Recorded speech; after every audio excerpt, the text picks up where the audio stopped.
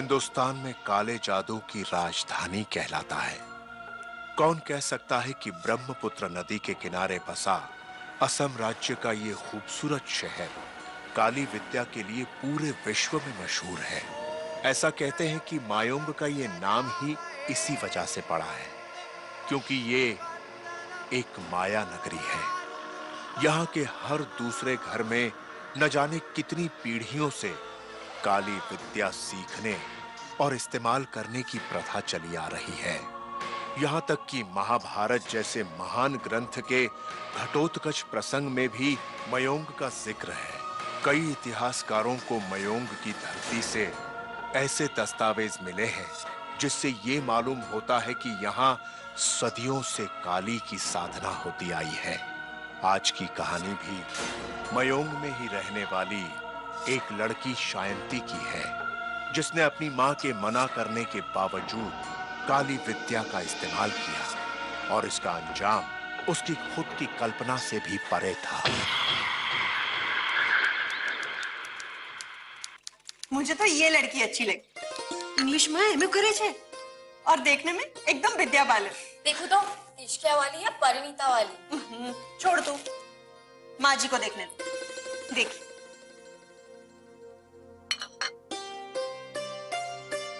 और इनका खानदान भी बहुत अच्छा है।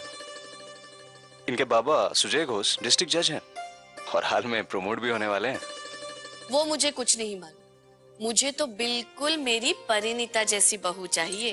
फिर तो हो गई मेरी शादी, क्योंकि मेरी बोधी जैसी दूसरी तो कोई और हो ही नहीं सकती। देखा कैसे मस्का लगा रहा है। तू देख तो शायद तुझे पसंद आए। नहीं,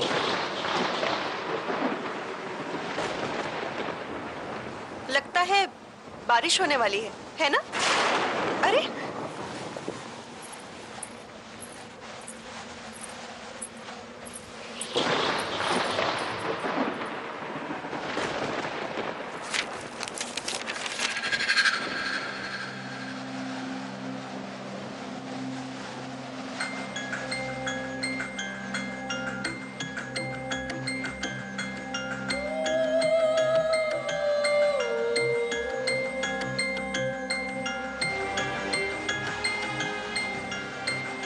कौन है ये?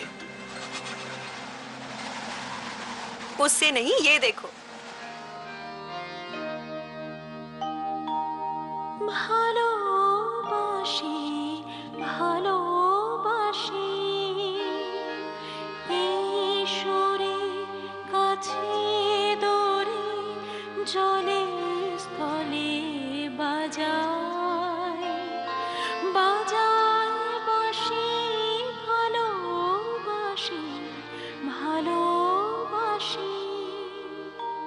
बोधी, आपकी विद्या बालन तो बहुत बोरिंग है।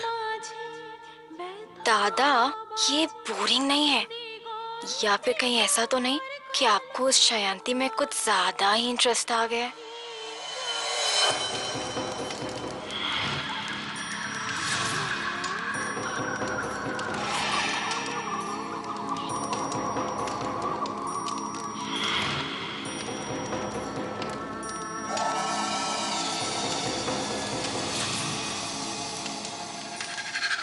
वैसे आपको उसमें ऐसा क्या देखा? I mean, कितनी सिंपल सी है। आई बेट कि उसे तो कुछ भी नहीं आता होगा। कम से कम वो अपने इंटेलेक्चुअल राग तो नहीं गाएगी। और ये जज की बेटी, ये तो बात बात पे जजमेंटल हो जाएगी। अरे वाह, सिर्फ फोटो देख के शायंती की इतनी वकालत।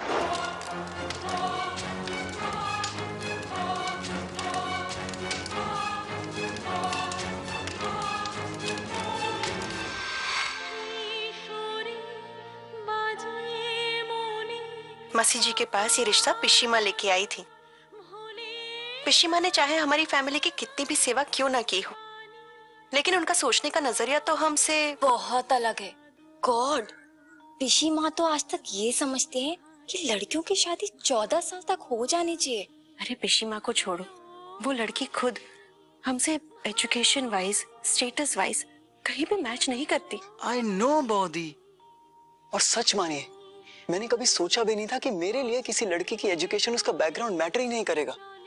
पर पता नहीं क्यों सिर्फ उसी की फोटो को देखकर ऐसा लगा यही वो लड़की है जो मेरे साथ रहने के लिए, मुझे खुश रखने के लिए कुछ भी करेगी।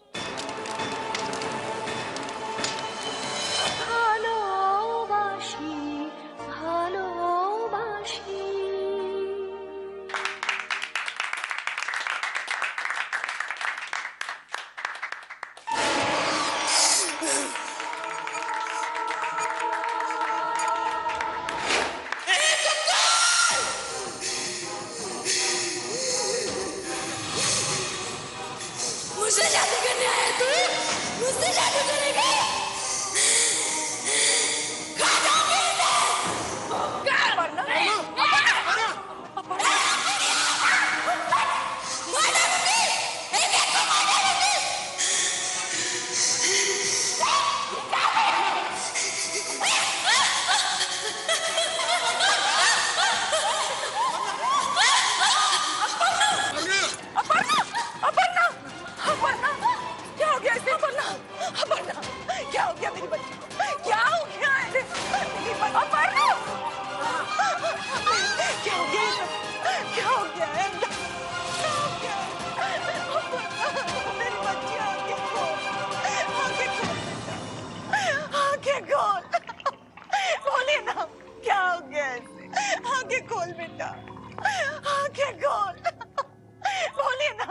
जाओगे इसे?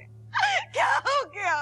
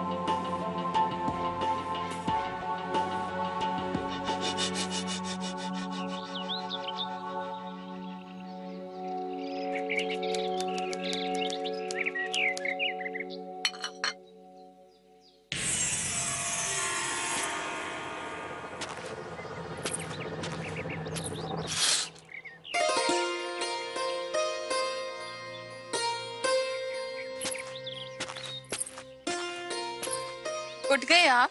मैं तो तभी उठूंगा जब तुम मुझे कुछ दोगी। आप भी ना। सोच लो, फिर मैं ये भी नहीं दूंगा। एक का तुम क्या करोगी?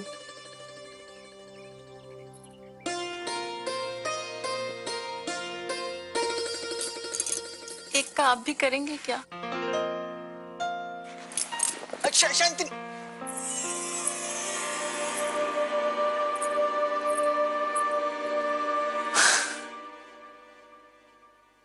तो जादू किया इसने। God, I just love her.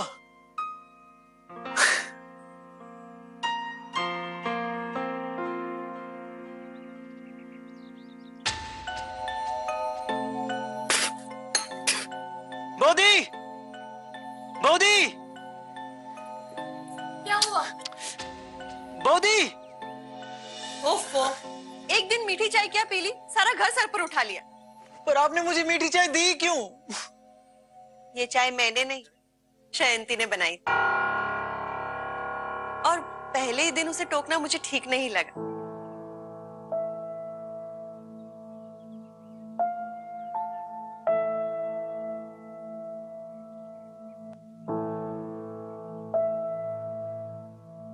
Sorry, मुझे नहीं पता था चाय।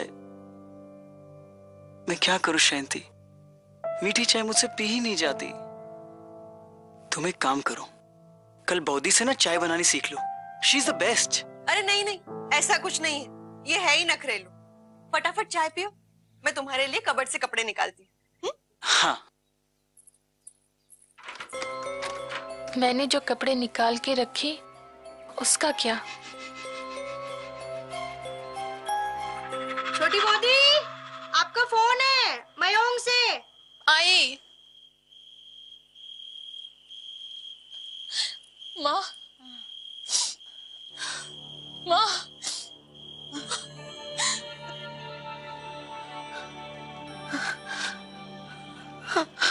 अच्छा हुआ बेटी तू आ गई, वरना मुझे तुझसे जो बात करनी है वो बात तो मेरे सांस में भी अटकी रहती बेटा। नहीं माँ, आपको कुछ नहीं होगा, आप जल्द ठीक हो जाएंगे। ना बेटा ना, ना, ना। अब मेरा आत्म बलिदान का वक्त आ गया है बेटा। मेरे तेरे शादी के लिए देवू पे वशीकरण और अपर्णा पे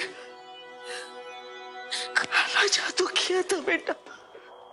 ये विद्या है और किसी ने भी उसका दुरुपयोग किया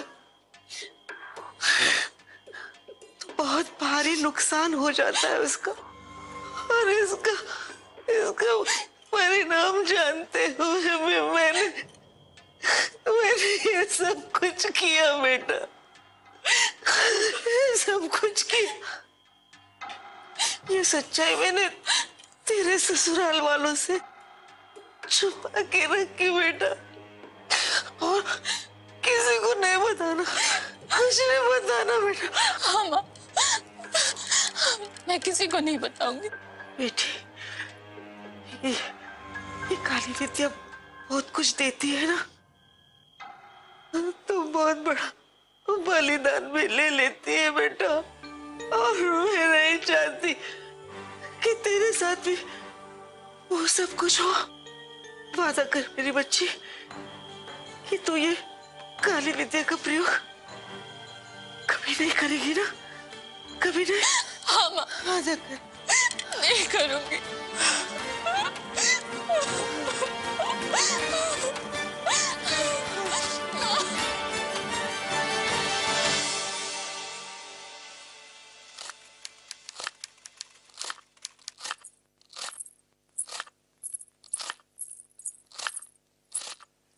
अरे शांति, क्या कर रही हो? क्यों बोली? ये देखो, ये सारा प्लेटफॉर्म खराब हो गया। रुक। परिणीता ने अपनी ओर से पूरी कोशिश की कि वो शांति को घर के नियम और कायदे सिखा सके। उसने उसकी हर छोटी बड़ी मदद भी की, लेकिन बजाय इसके कि शांति इन चीजों को समझे, वो न जाने क्यों खुद को सबसे दूर करती चली गई। शांति,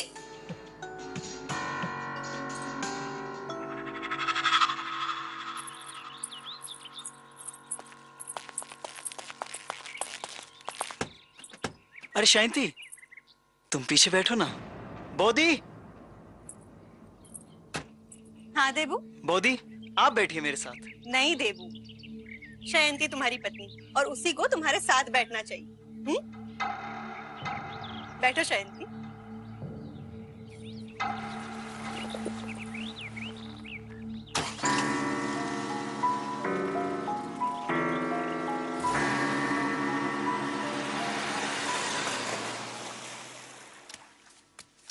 हे भगवान, कितना गंदा कर रखते हैं।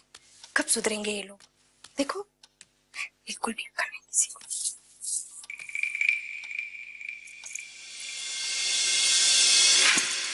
मेरी पायल चोरी कर रही थी तो? नहीं बोधी, मैं चोरी नहीं कर रही थी। वो तो यहाँ पे बोधी नीचे पड़ा हुआ था, ये मैं उठा के आपको ही देने वाली थी। बोधी, मैंने तुझे चोरी करते हुए रंगे हाथों पकड़ लिया तो बहाने बनाने लग गई। नहीं बोधी, कसम से मैं चोरी नहीं कर रही थी। मैं चोर नहीं हूँ बोधी। क्या हुआ? मैंने ये चोरी करते हुए इसे रंगे हाथों पकड़ा है। एक नंबर की चोरनी है, मुझे सब पता है। चोरनी कहीं की। बोधी, मैं इतने सालों से इस घर में काम कर रही हूँ, आज तक कभी आपने मेरे साथ ऐसा व्यवहार नहीं किया। जब से ये छोटी मोटी घर पे क्या आई, मेरे ऊपर चोरी का इल्जाम लग गया। शांति हमारे रहन सहन में खुद को ढाल ही नहीं पा रही थी। अक्सर उससे गलतियां हुआ करती थी। पता नहीं क्या कॉम्प्लेक्स था उसको। पता नहीं उसे क्यों ऐसा लगता था कि सब लोग मेरी बातें सुन रहे हैं, खास तौर पे देवोजीत। अक्सर जब हम साथ में बैठकर हंसी मजाक किया करते थे तो उसको पता नहीं क्या छोटी छोटी बातें बुरी लग जाती थी। उसे गुस्सा आ जाया करता था और वो वहां से उठकर चली जाती थी।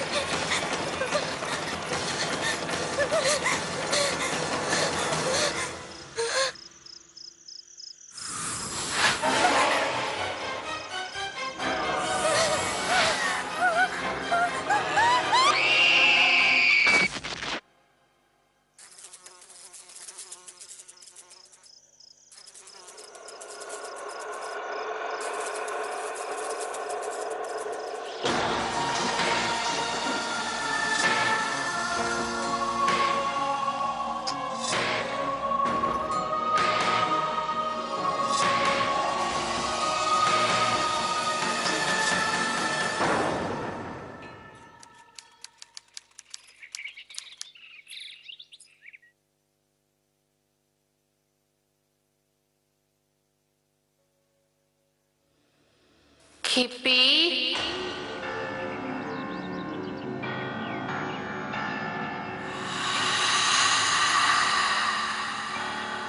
अब समझ में आया मेरे खिलाफ जाने का नतीजा। अगर जिंदा रहना चाहती है तो निकल जा इस घर से और इस शहर से भी।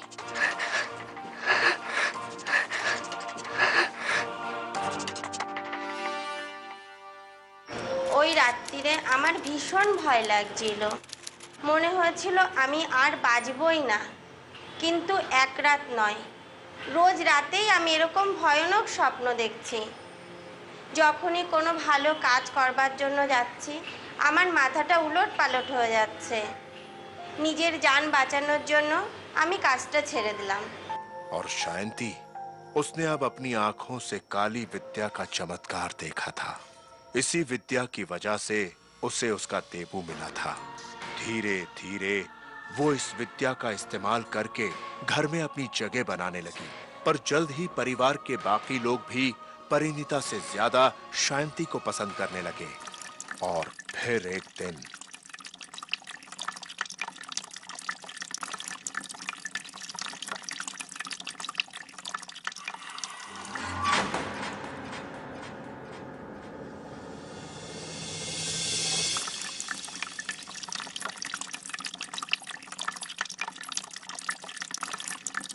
अरे ये पानी!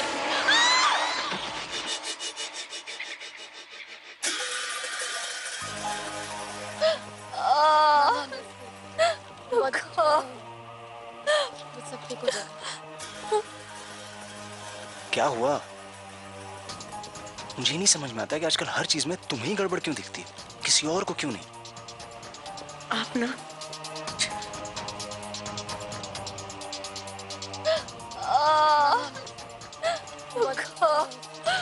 बहुत दर्द हो रहा है।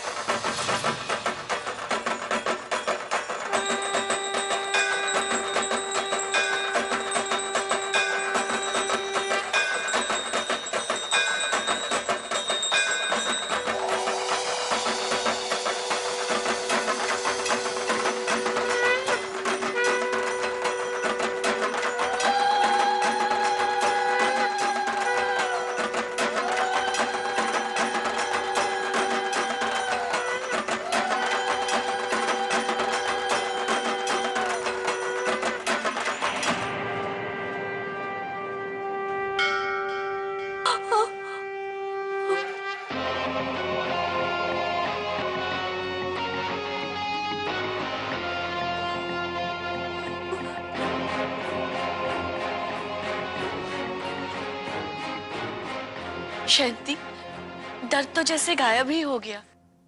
शांति, शांति, थैंक यू। तुमने माँ को एकदम ठीक कर दिया। माँ, आप ठीक है ना? परिणीता, शांति ने माँ को ठीक कर दिया।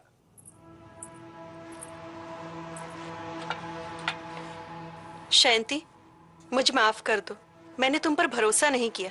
मेरा किया हुआ कोई भी इलाज आज तक गलत नहीं हुआ है। ये लो प्रसाद।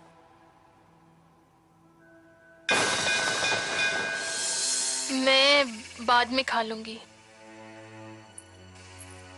बौदी, माँ को दो।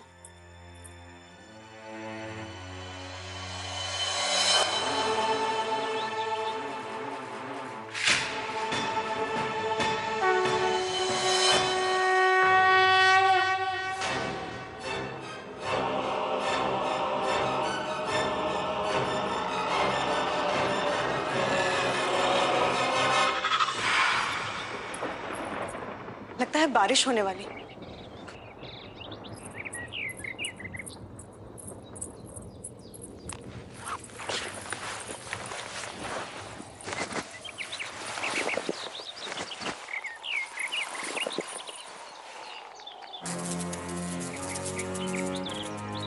ये क्या है?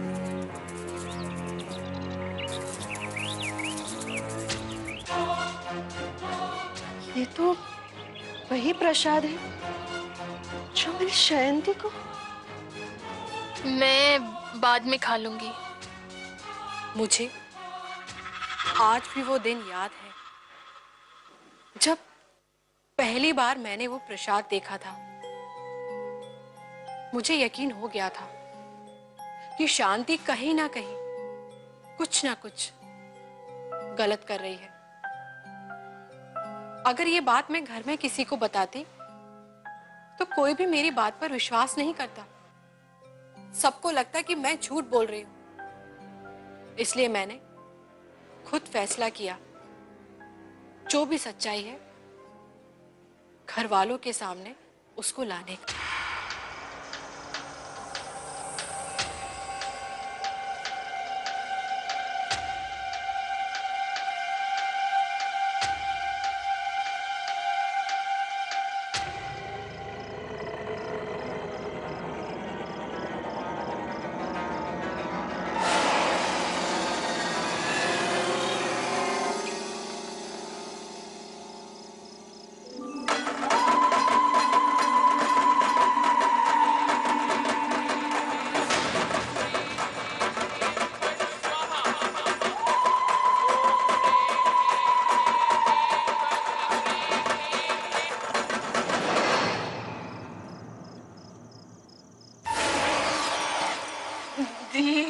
आप ये सब क्या चल रहा है? वो माँ के लिए। बस मैं अच्छी तरह जानती हूँ कि यहाँ किस चीज का इलाज ढूंढा जा रहा है। मैंने तुम्हारा फेंका हुआ प्रसाद देख लिया था। काफी दिनों से मैं देख रही हूँ घर में कुछ तो गड़बड़ चल रही है। सोचती थी कि ऐसा कैसे हो सकता है कि सारी समस्याओं का हल तुम ही निकाल लो, लेकिन समस्याएं जब तुम ही पैदा करती हो तो उनका हल भी तुम्हारे ही पास होगा ना। तुमने ही माँ को गिराया था ना। बोलो बोलो, क्यों कर रही हो तुम ऐसा? अरे मेरे परिवार ने तुम्हारा क्या बिगाड़ा है? सच सच बताओ, वरना अभी के अभी मैं सबको यहाँ बुला लूंगी। प्लीज प्लीज ऐसा मत कीजिए। देबू मुझे छोड़ देंगे। मैं कभी दोबारा ऐसा कुछ नहीं करूंगी। मैंने जो कुछ भी किया इस घर में अपने लिए जगह बनाने के लिए किया, देबू का प्यार पाने के लिए किया। प्लीज प्लीज दीदी। तुम्हें ऐसा क्यों लग रहा है कि हम सब तुमसे खुश नहीं हैं? तुम्हारी जगह तो इस घर में उसी दिन बन गई थी जिस दिन देबू ने तुमसे शादी की। तुम इस घर की छोटी बहू हो। अरे देबू तो तुमसे तब से प्यार करता है जब से उसने तुम्हारी तस्वीर देखी। उसका प्यार पाने के लिए ये सब करने की क्या जरूरत है? आप सही कहती है दीदी, मैं ही गलत थी। पर प्लीज एक मौका मुझे दे दीजिए। मैं वादा करती हूँ मैं ये सब अभी इसी वक्त छोड़ दूंगी। ठीक है, अगर तुम कहती हो कि तुम ये सब नहीं करोगी तो मैं भी किसी को नहीं बताऊंगी। मैं भी नहीं चाहती कि अपना परिवार टूटे, लेकिन अगर फिर कभी भी दोबारा कभी आप मुझे इस घर में ऐसा वैसा करते हुए नहीं देखेंगे। सोती, बस प्लीज इस बार मुझे माफ कर दीजिए।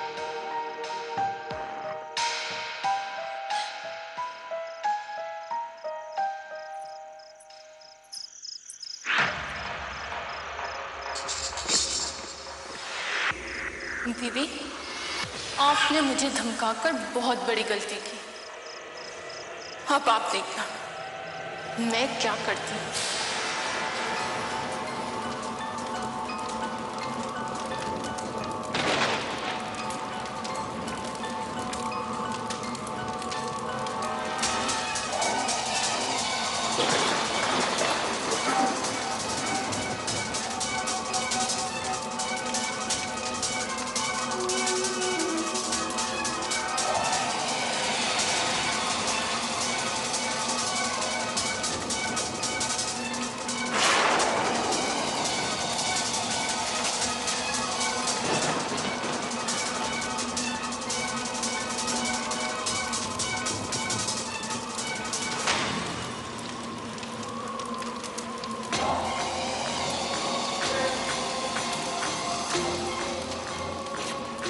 शायंती ने परिणीता के ऊपर कालिया मसान किया। ये एक ऐसा शक्तिशाली श्राप है जिससे बच पाना नामुमकिन है। इसका प्रभाव इतना गहरा होता है कि 40 दिन के अंदर शत्रु की मृत्यु निश्चित होती है। कालिया मसान इंसान की सारी शारीरिक और मानसिक शक्ति खत्म कर देता है। धार्मिक लोगों का भी ईश्वर में विश्वास डगमगा जाता है। अजीब से सपने आने लगते हैं। अपने विचारों पे कोई काबू नहीं रहता। एक बार कालिया मसान हो जाने के बाद इस श्राप को वापस लेना बहुत ही मुश्किल है।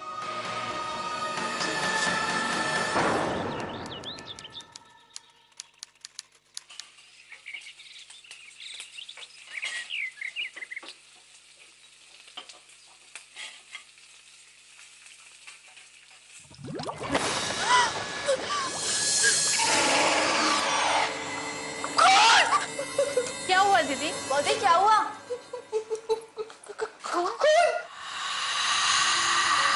लेकिन दीदी ये तो दूध है।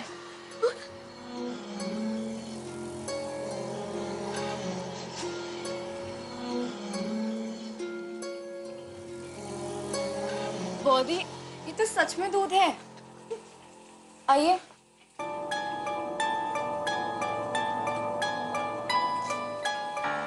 दूध?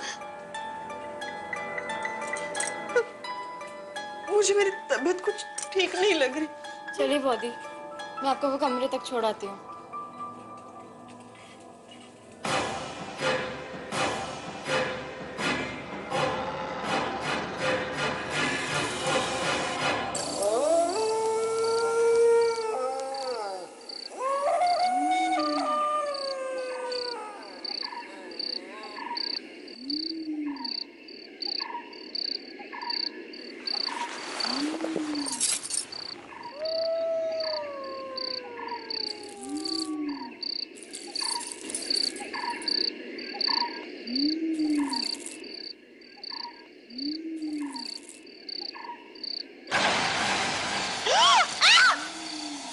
क्या हुआ परिणीता? क्या हुआ? Is everything okay? कोई बुरा सपना देखा? नहीं। क्या हो गया? Don't cry, don't cry, don't cry.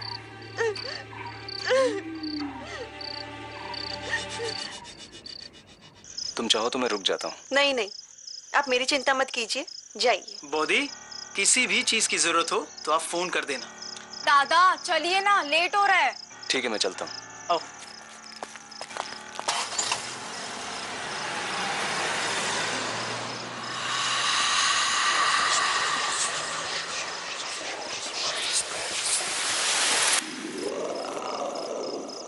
कौन है वहाँ?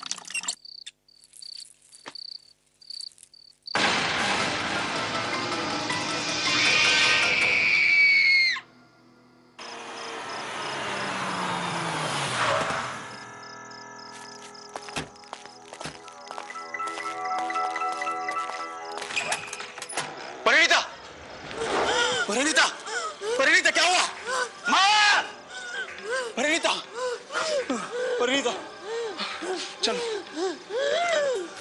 परिणीता, परिणीता क्या हुआ तुम्हें? माँ जल्दी आओ। माँ, परिणीता। আমার মনে হলো আমি গেলে এবার আমাকে মেরে ফেলবে। বড় বৌদির অবস্থা খুব খারাপ, এর জন্য আমি ওনাকে ছেড়েও বাঁচতে পারছি না। मैं बहुत डर गई थी बॉडी, मुझे माफ कर दीजिए। आपकी इस हालत की जिम्मेदार शायद कहीं ना कहीं मैं भी हूँ। अगर पहले ही आकर आपको इस बारे में खबर कर देती, शायद आपकी ये हालत न होती। आपने किसी तांत्रिक को दिखाया? तांत्रिक? आप कहें तो मैं उन्हें बुला सकती हूँ, जिन्होंने मुझे ठीक किया था। वो मयोंग के बहुत बड़े तांत्रिक हैं।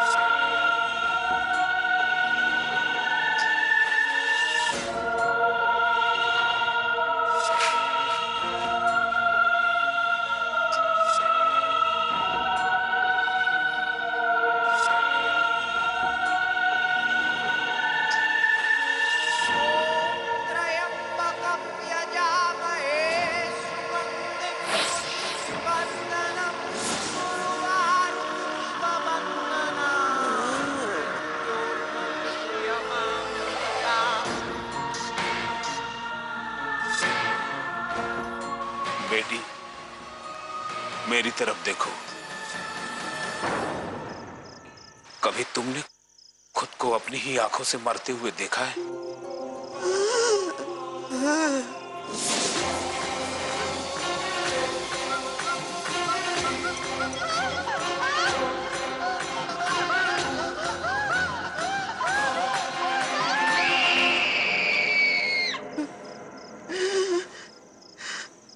हर रोज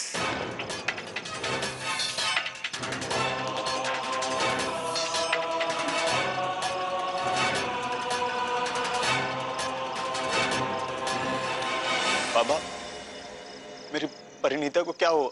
उस पर किसी ने कालिया मसान किया है। इस श्राप से बच पाना बहुत मुश्किल है। आपने काफी देर कर दी। अब परिणीता बस 4 दिनों की मेहमान है। ऐसा मत कहिए, ऐसा मत कहिए। आप कुछ भी करिए, पर मेरी परी को बचा लीजिए। मेरी बाबूजी ने किसी का क्या बिगाड़ा? कोई क्यों करेगा उनके साथ ऐसा? क्यों किया है जानने से पहले यह जानना जरूरी है कि किसने किया है।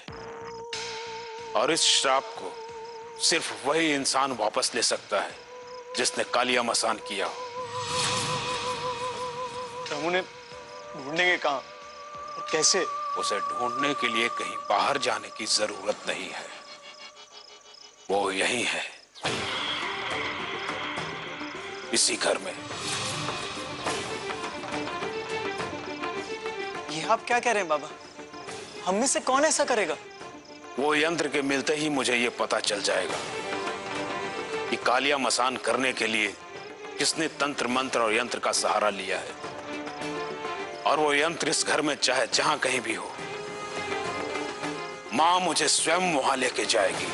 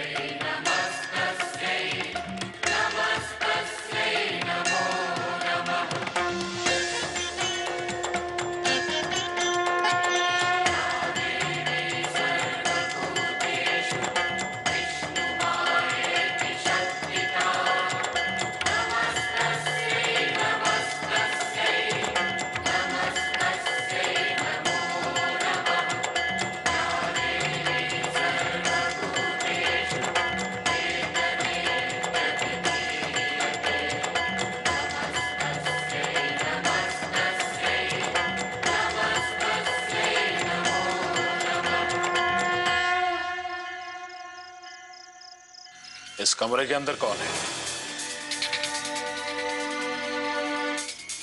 शांति कहाँ है?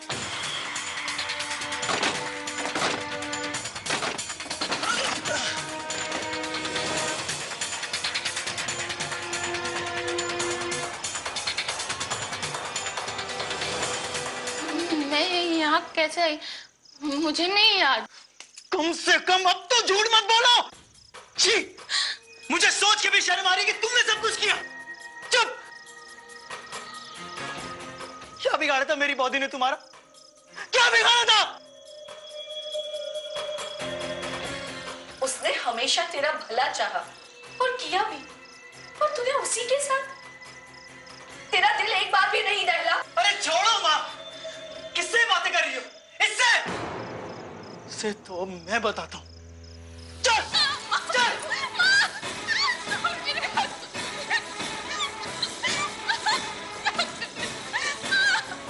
निकल यहाँ से।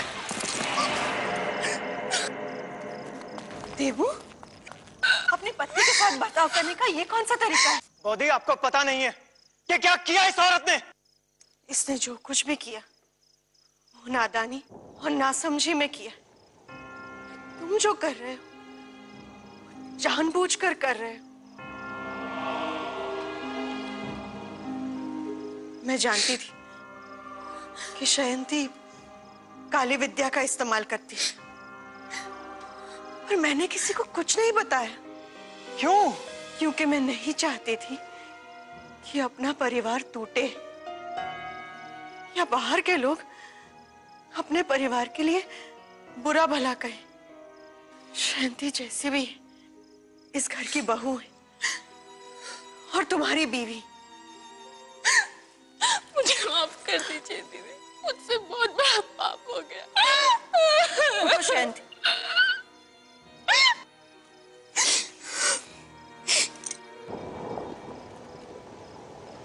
बेटी, अगर तुम ये श्राप अभी भी वापस ले लो तो एक बहुत बड़ा अनर्थ होने से बच सकता है।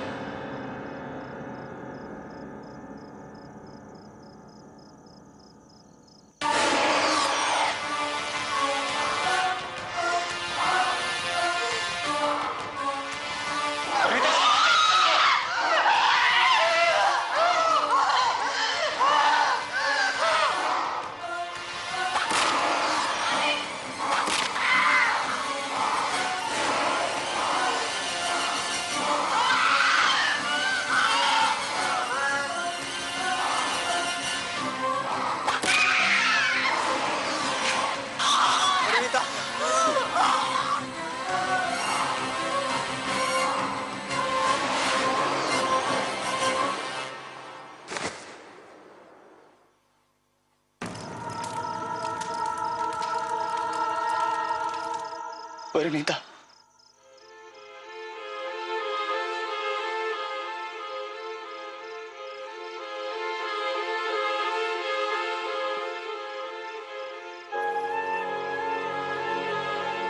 परिणीता, तुम ठीक हो ना? मैं बिल्कुल ठीक महसूस कर रही हूँ।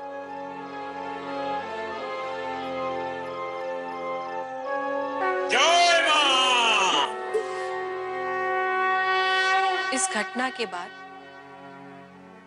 शांति कभी वापस नहीं आई। शायद उसे उसकी गलती का एहसास हो गया था। यह भी हो सकता है कि इतनी सारी सच्चाई सामने आने के बाद उसकी हिम्मत ही नहीं हो रही हो हमारे सामने आने की। लेकिन हमने उसे बहुत ढूंढा मगर वो हमें कहीं नहीं मिली। देवजीत ने दूसरी शादी नहीं की क्योंकि उनकी आदत पड़ गई है अकेले रहने की। और रही बात मेरी, तो आज भी जब मैं वो घटना याद करती हूं ना, सहम जाती हूं, एक डर जाती हूं मैं। लेकिन तेरा लाख लाख धन्यवाद मां। खुशी की बात यह है कि मैं आज भी जिंदा हूं, अपने परिवार के साथ खुशी खुशी रह रही हूं।